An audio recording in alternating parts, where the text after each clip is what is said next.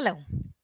In the previous classes, you have learned many points in the synopsis. Today, we are going to learn some more. So, already we have discussed many things about relations. Here, A and B, we will take two sets. The number of elements in the set A is M. The number of elements in the set B is N. So, the number of relations which can be made from these two sets. There is a shortcut formula, and that is 2 power mn. After this shortcut formula, we can go to the definition of mapping or function. What is meant by mapping or function? Again, we will take A and B, two sets. With these two sets, you can make Cartesian product set. And if you take a relation which is subset of this Cartesian product, that means this relation is in such a way that A is related to B, I can say. If we further talk about this, if A is related to B, and observe the relation carefully. In this relation, every x which belongs to A is paired with a single y which belongs to B. If this happens, then I can call this relation R as a function. The relation R is only the function. But the condition is every x of A must be paired with a single y of B. Then only you can call that particular relation as a function. Now, I can say like this. Y is function of x. Y is related to x by an equation, by a function. And so I can say all functions are relations, but all relations are not functions, because in function y cannot have multiple values. Like y cannot be plus or minus root x. So y is having multiple values, like y is having positive root x, negative root x. That cannot be a function, not a function. So I hope what is a function is very, very clear. But still, we have to define function in a proper way.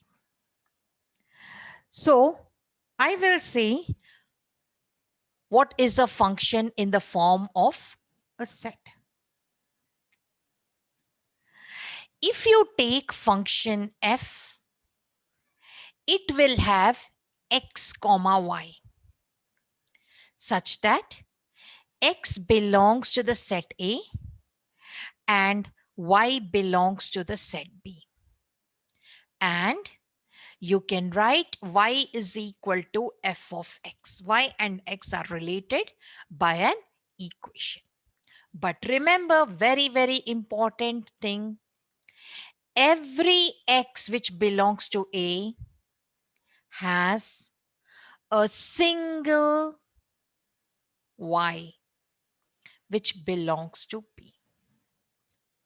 A unique y, a single y. Now, if you take all the x's from here, all the excess in the function if you take and form a set, that is called domain of the function. All the excess makes the domain of the function. Now, what is a range of the function? All the y's which are paid here, they form the range. So if I draw the diagram like this, A is a set, B is a set. In A, you have x's. In B's, you have very much clearly y's. Now, every x you can see it is matched to y. So all these x's which are matched, they form the domain. All the y's which are matched, they form the range. But there is something called codomain set. Codomain set is nothing but the entire set B. There is a difference between range and codomain. The range will be subset of codomain. Next is, what is a real function? If set A is subset of real numbers, set B is also subset of real numbers, and if f is a function which is relating A to B, which is mapping A on B, or f is a function from A to B such that x belongs to A, y belongs to B, and the ordered pairs xy belongs to the function. Then you can see the set A is the domain of the function. Set B is the codomain of the function. And all the y's in the ordered pair in x comma y, all the y's which belong to B, they are forming a set called a range. And such a function is called real valued function. You can write y is a function of x. Y and x are related by the equation. Now it is very clear about the definition of function. Now let us take a set A. The number of elements in the set A be n. Let us take set B. The number of elements in the set B be m. Now there is a function which is mapping A on B. Then how many functions you can make? How many such mappings are possible from A to B? So number of functions you can make is m power n. But if the set A is equal to B, that means number of elements in set A, number of elements in set B will be equal to n. Then in such case, If you are making a function from A to B, the number of functions formed can be written by a shortcut formula again, that is n power n. So these all are shortcut formulas which help you to do the problems easily. For example, to understand this formula, I will give you one example. A is a set 1, 2, 3. B is a set A, B. Now we are making function from set A to B. How many functions I can make? The number of functions I have to write. So what will I do? First, I will take number of elements in set A. It is 3. I'll take number of elements in set B. It is 2.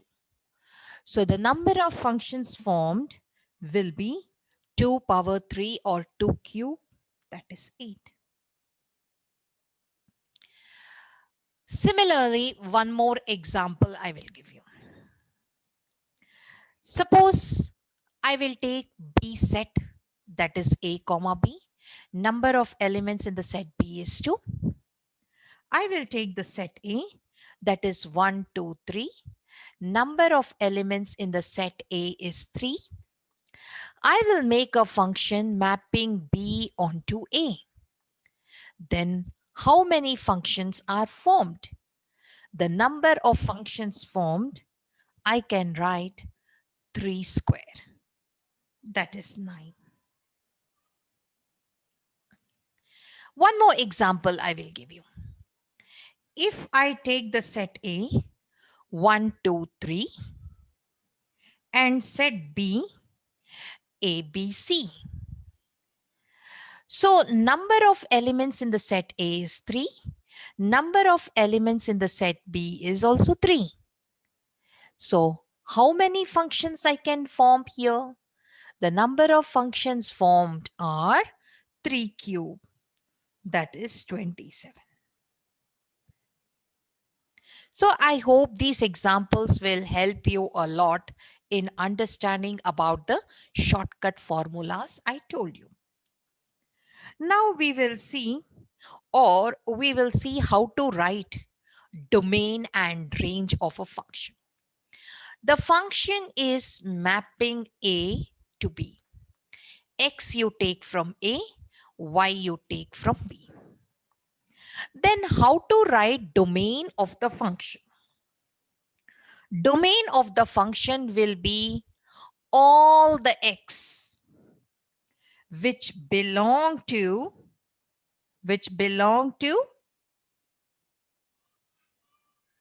the relation.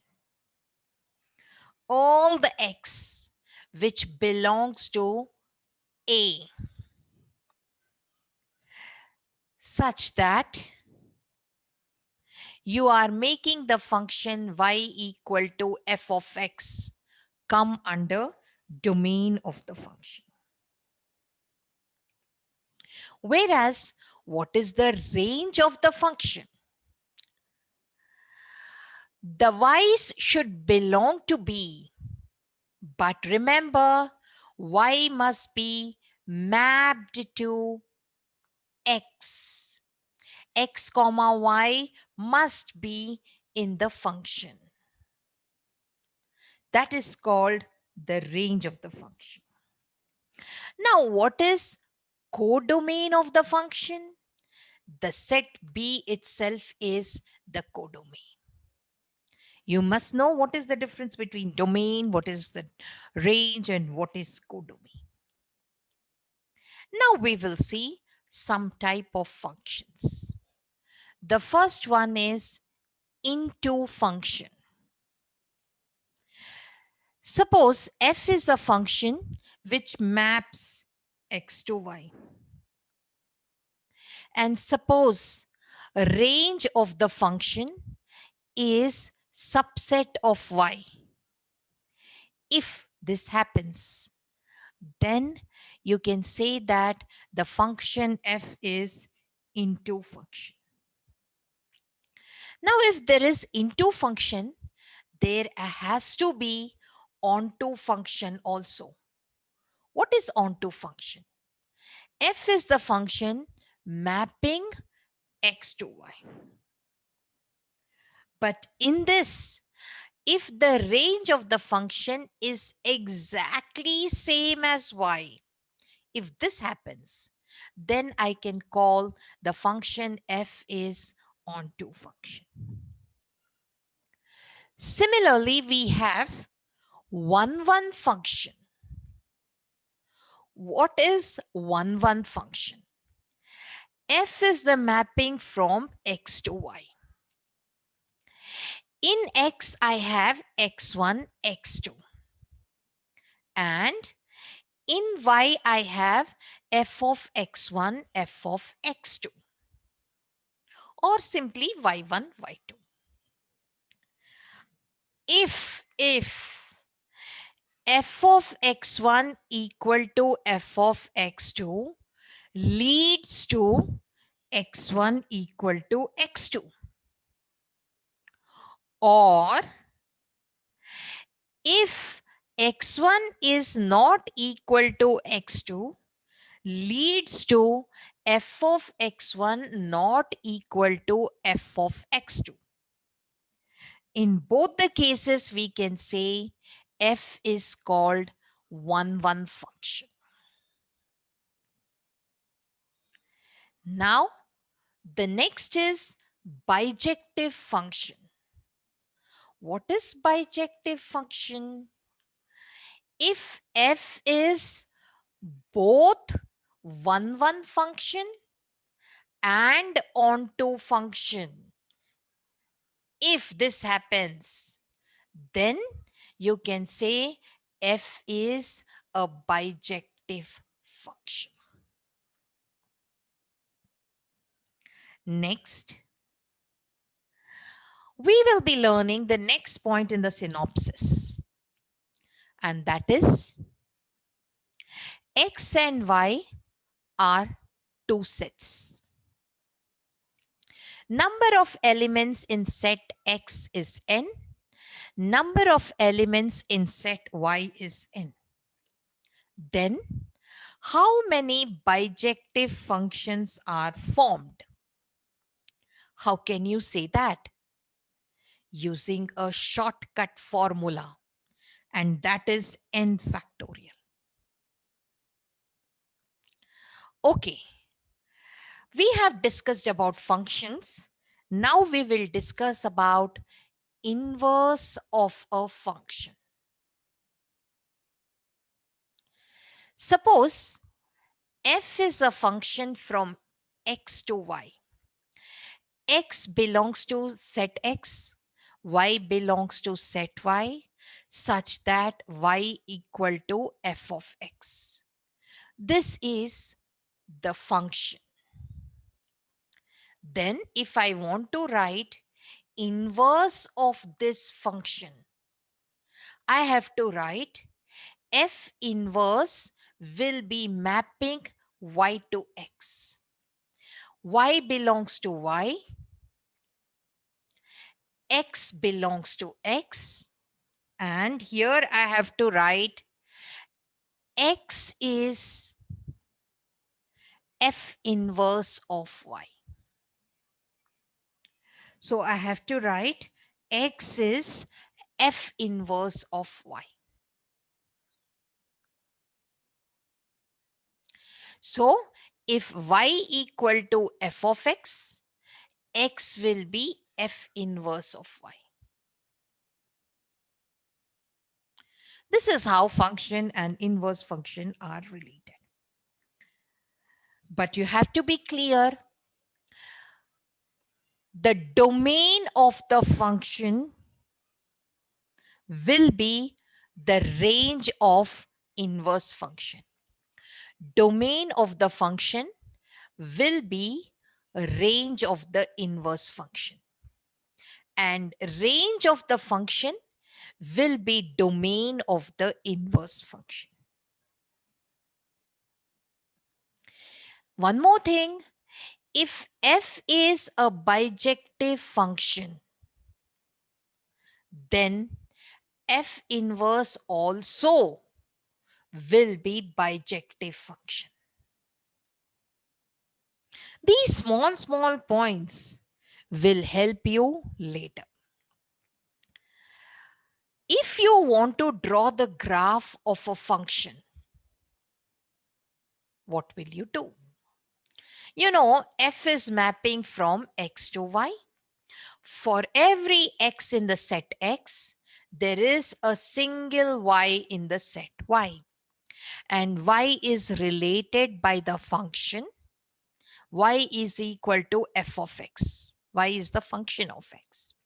That means you have ordered pairs x comma y in the function. So these x comma y, you plot them. You will get the graph of the function.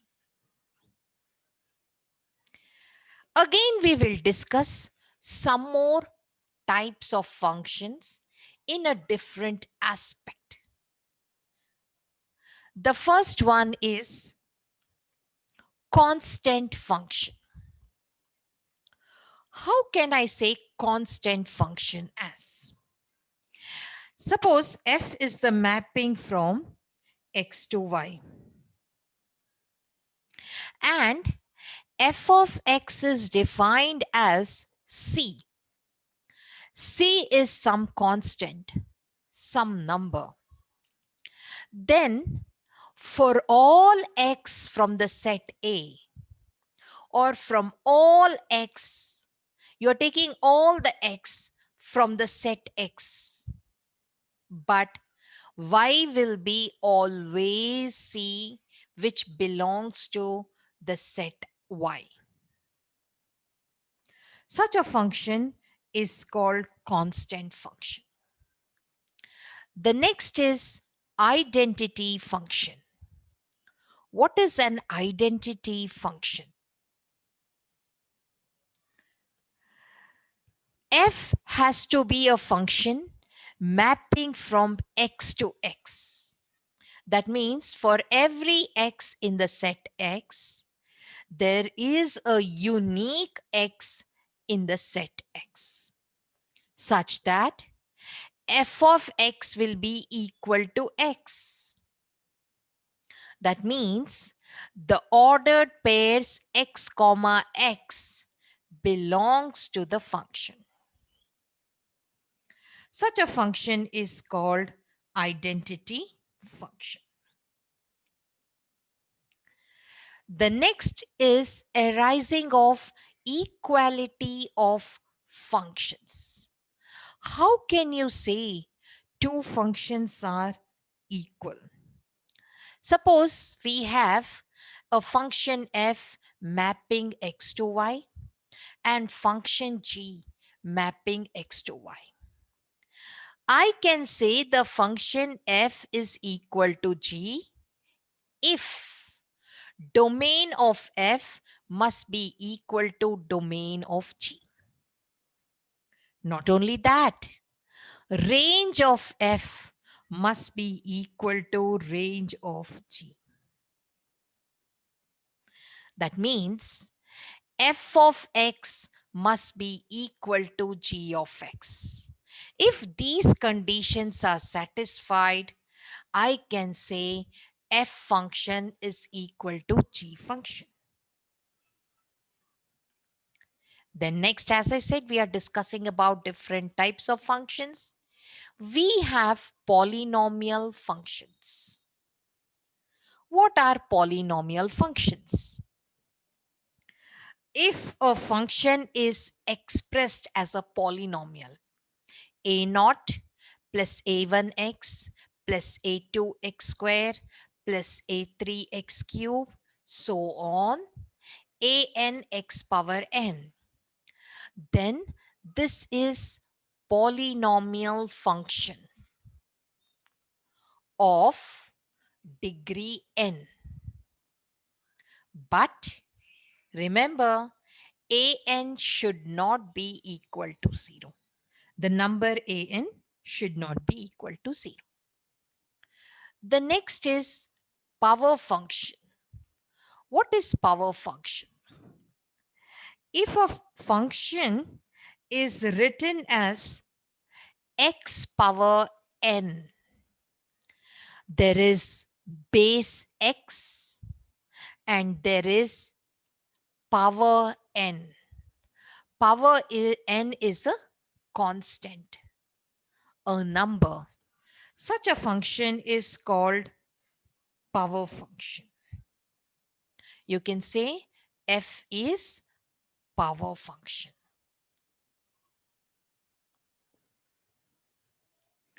The next kind of function is rational function. What is rational function? If a function is written as a polynomial function in the numerator, a polynomial function in the denominator, but the denominator polynomial function is never 0. Such a function is called rational function. In short, it has numerator and denominator. When there is rational function, we have irrational function also. So if a function has square roots, or in general radicals, if a function will have radical of a polynomial, such a function is called irrational function. I can give you some examples. For example, the function square root of x square plus 4x plus 5 is irrational function. Or the function x cube into x power 4 plus 5x plus 7 power half is irrational function. Or another example, the function x square root of 1 plus x over square root of 2 plus x. That is also called irrational function. All these are examples and many more also you have, but I have given a few examples. The next type of function is absolute value function.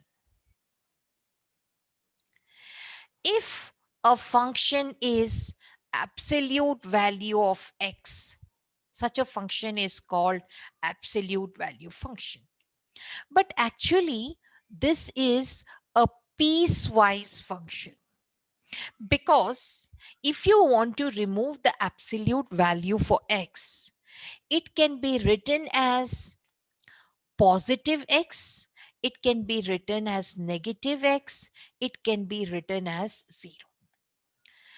Absolute value of x is positive x if x is positive. It is negative x if x is negative, and it is 0 if x is 0.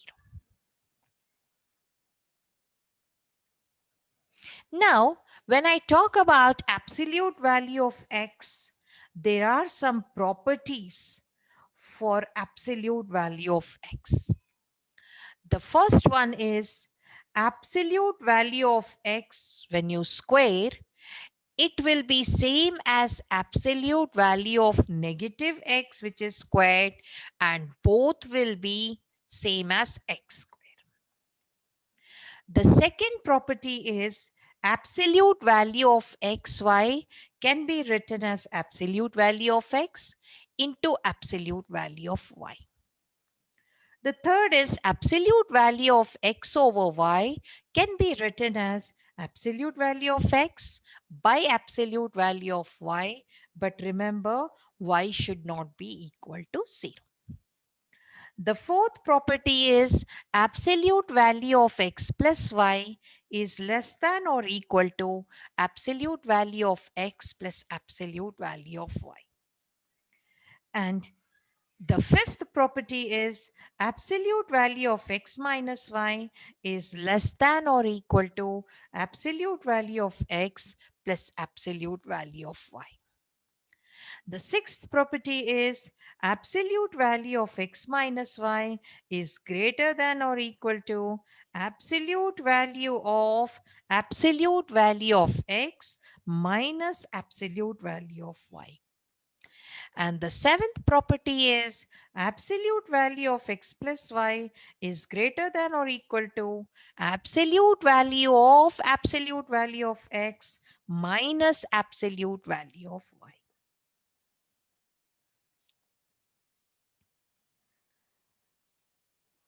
Now, if you see this absolute value function, that is f of x equal to absolute value of x. This is also called as modulus function. For this function, x or the domain of the function can be any real number. But after taking modulus, after taking absolute value, the range of the function will be only the set of positive real numbers. Only positive real numbers will be in the answer. Similar to absolute value function, there is a function called Signum function. What is the Signum function? It is actually denoted by Signum function of x like this. And it is defined as absolute value of x by x. Again, this is a piecewise function. So this Signum function of x, it is equal to positive 1, or it can be equal to negative 1, or it can be equal to 0 also. It will be equal to positive 1 if x is positive. It will be equal to negative 1 if x is negative, and it will be equal to 0 if x is 0. The Signum function we will write as like the Signum function of x. Here for Signum function, the domain of the function can be any real number. But the range of the function has always 3 elements, either -1 or 0 or 1. Apart from this, nothing else. The next interesting function is the greatest integer function. What can you say about this greatest integer function is the function, first of all, we will write as x like this. And the meaning is the function will be always the value of the function or the answer of the function will be always an integer, not greater than x itself. What is the meaning of it? I will tell you. Suppose we are taking x, any real number, and this x is in between two integers. N is an integer and n plus 1 is the consecutive integer, the immediate integer. You know that. Then, if I want to write the function for such greatest integer function, if I want to write the value, it will be not the integer greater than x. It will be the integer less than x, that is n. N will be the answer for the function. That is the definition of greatest integer function. I can tell you some examples on the side. For example, I have to find greatest integer function for 0. It is 0 only. Greatest integer function of 2. It will be 2. Greatest integer function for -3. It will be -3.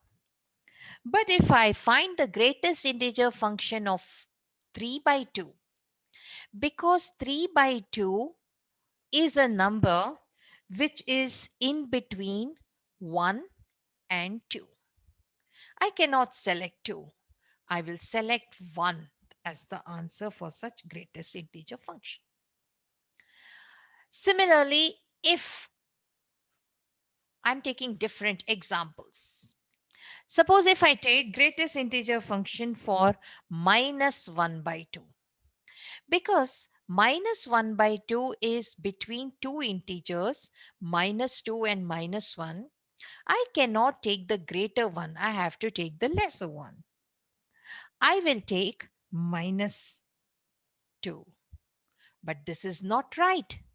I have to see about the negative integers carefully. How will I see negative integers? I have to see the number line. The number line will help you. Take the number line. Here it is 0. Here it is -1. Here it is -1 by 2. So -1 by 2 is between -1 and 0, not between -2 and -1, because these are negative integers. So here I cannot take the greater one 0. I have to take the lesser one -1, and -1 will be the answer. Be careful with the negative numbers. Similarly, if I want, I can give you one more example. If I want to find greatest integer function for this 22 by 7, what is this 22 by 7? It is 3.14 approximately. It is between 3 and 4. I can't take the greater one. I will take the lesser one. That is 3 will be the answer. Similarly, if I take greatest integer function for root 2, what's the value of root 2? Approximately 1.4. It is between 1 and 2. I will not take the greater one. I will take the lesser one. That is 1 as the answer. So from all these, what I will notice, what you can notice is domain for this greatest integer function can be any real number, but the range for this greatest integer function, it will be a special one. It will be only integers, set of integers. That you have to remember. And actually, greatest integer function can also be called as step function, because the graph of this function looks like steps, the staircase steps. Okay, let's go to the next topic. The next topic we are going to deal is with exponential functions. What are exponential functions? If the function is in the form of a power x, or the function is in the form of e power x, those are called exponential functions. But here a is any constant, any number, any real number. But here e is a fixed constant, because e's value is approximately 2.718, and e is called exponential constant. That is the difference between these two exponential functions. The domain of such exponential functions, that means the x values can be any real number. But the range of exponential function will be always positive real numbers, and it will never, never, never be zero. That's very important thing. Related to exponential functions, we have logarithmic functions. What are logarithmic functions? The functions which look like log of x base a, or the functions which look like natural log of x. These are logarithmic functions. But you have to remember here, x can be any positive number. X has to be greater than 0. A has to be greater than 0 and A should not be equal to 1. In both the cases, I'm saying.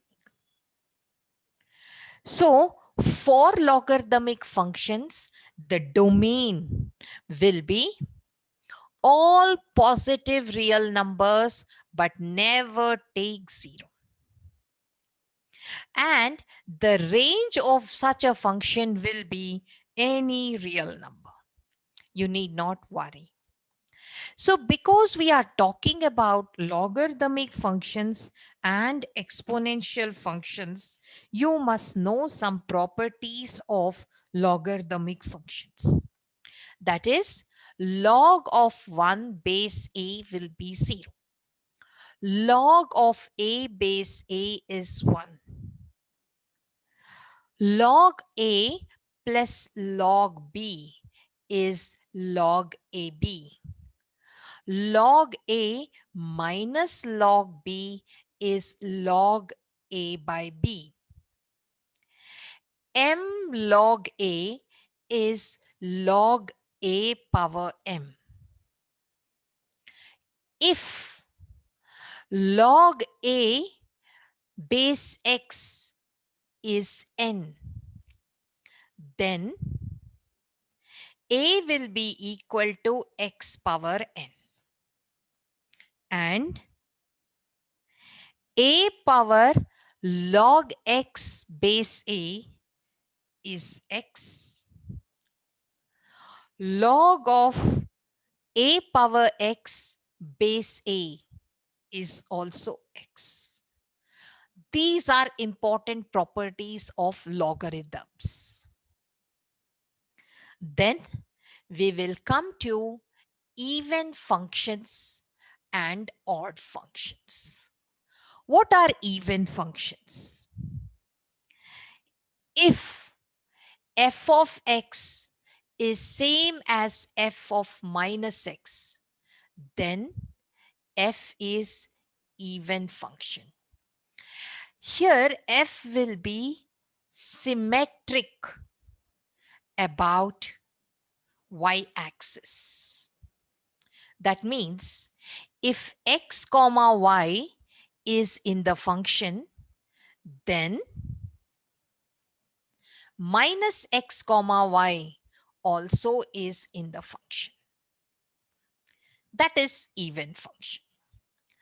Coming to odd functions. What are odd functions?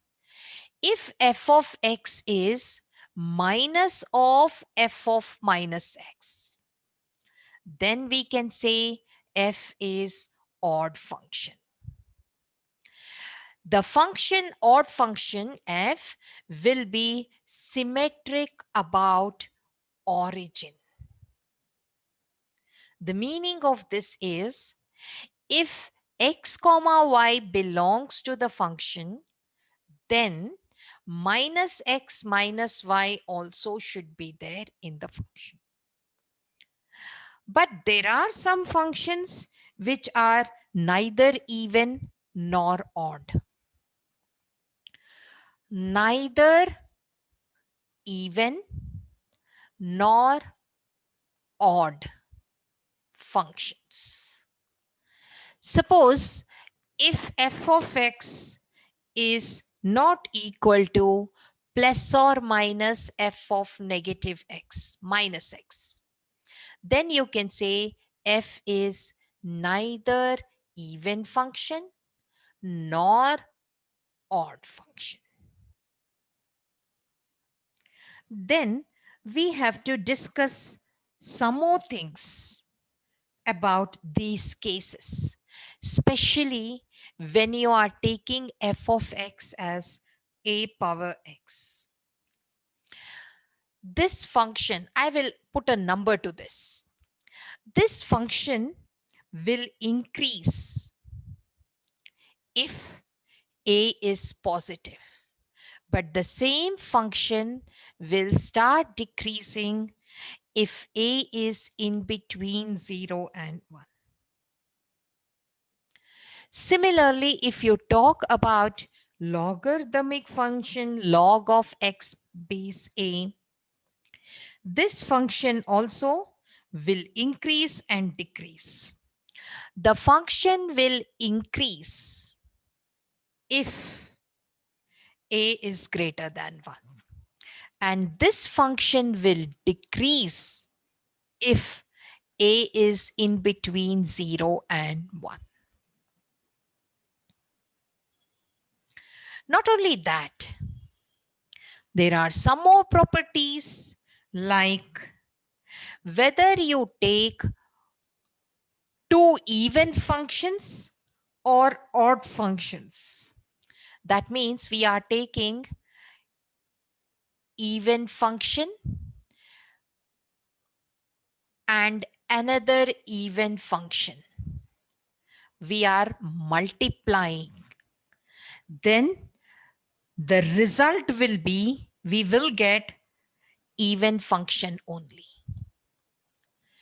Similarly, if you take two odd functions, one odd function and another odd function,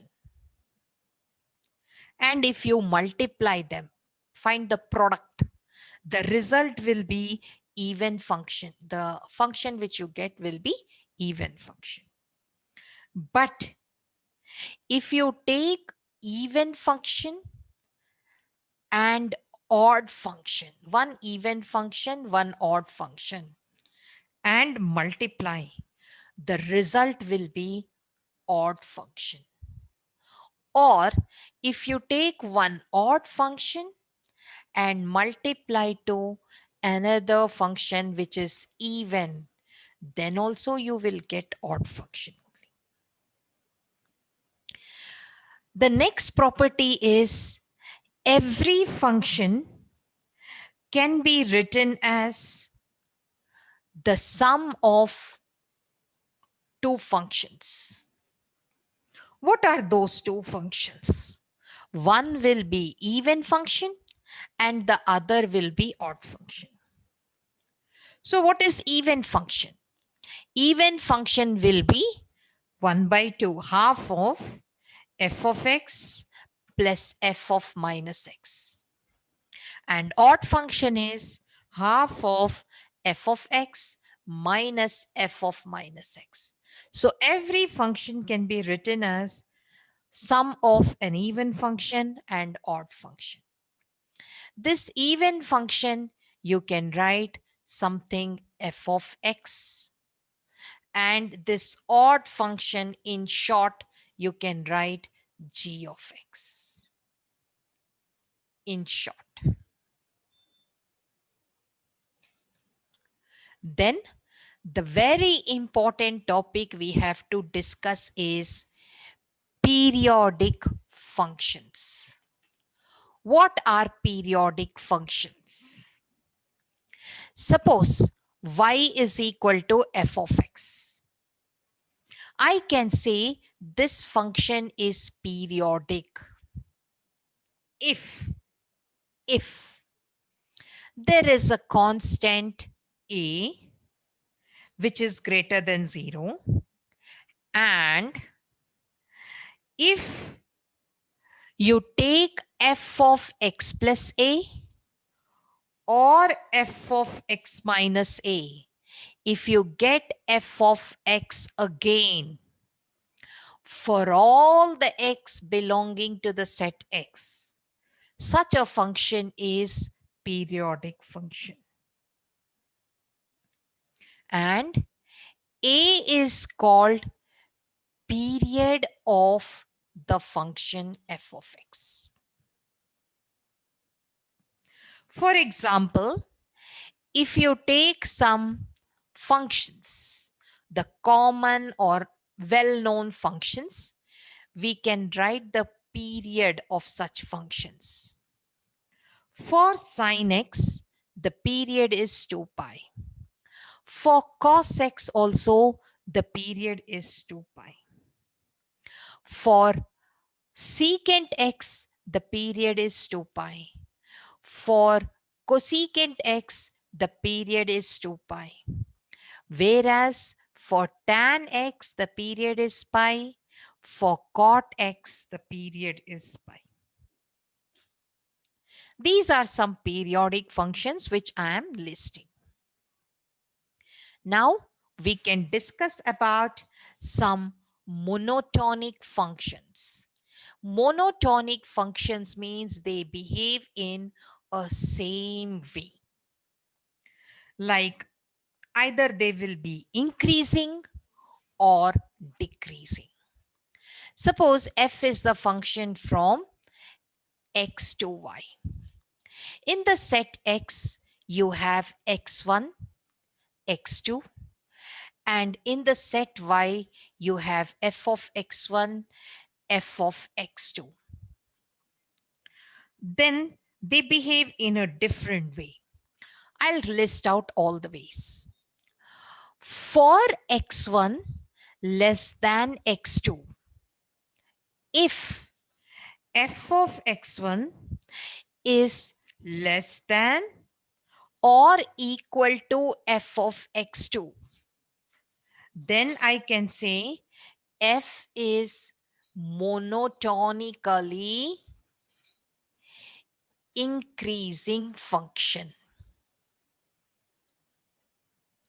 But for x1 less than x2, if f of x1 is less than f of x2, then I can say the function f is strictly, I have to use the word strictly,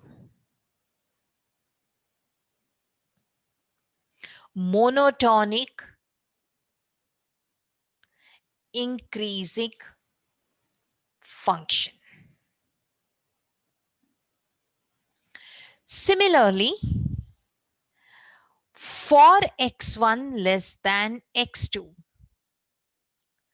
if f of x1 is greater than or equal to f of x2, then I can say f is monotonically decreasing function.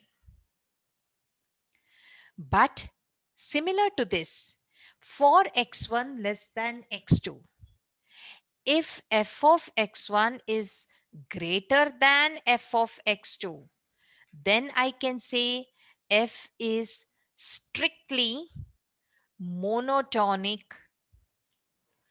decreasing function. So observe clearly the difference between these two. The next is composition of function.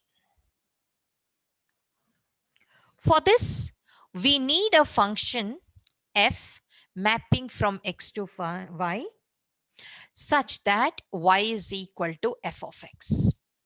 And we need another function g y to z such that you can write z is equal to g of y. Then remember what you can see here. What you can see here is domain of the function is x, range of the function or codomain of the function. I can say range of the function, or I can say codomain of the function. So usually we have to use codomain, but I'm using range. Range of the function is the set y. And then I can see domain of the function is y. The domain of the function g is y. Range of the function g is z. So the main thing you can notice here is range of the function f is same as domain of the function g. In such case, you can make a composite function h. How can you make the composite function h? It is from x to z, such that h of x will be g of f of x. Or in short, you can write g circle f of x. As you have g circle f of x, we can have f circle g of x also. But usually what you can see is g circle f of x will not be same as f circle g of x in general. But you can say that if g circle f is 1 function, then f has to be 1 function. Similarly, if g circle f is onto function, then g has to be onto function. If f and g are bijective functions, then g circle f will also be bijective function. And f circle g also will be a bijective function. Then some important functions with trigonometry, which are very difficult to remember, but you have to remember these. You have to take some inverse trigonometric functions, and you have to remember about their domain and range. For example, if you take sine inverse x, the domain is from -1 to 1 and range is from -π/2 to π/2. If you take cos inverse x, the domain is, I'll just put arrows so that you won't get confused. The domain is from -1 to 1, -1 to 1. And the range is from 0 to pi.